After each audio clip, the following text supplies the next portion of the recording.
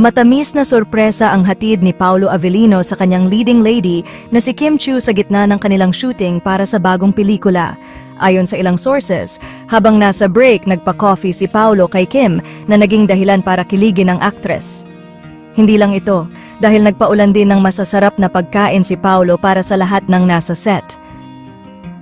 Ang sweet gesture na ito ni Paolo ay ikinatuwa ng kanilang mga fans.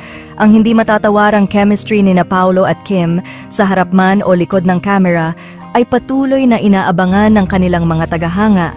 Sa bawat proyekto nilang magkasama, hindi maitatanggi ang kanilang natural na rapport na tila nagiging inspirasyon sa marami.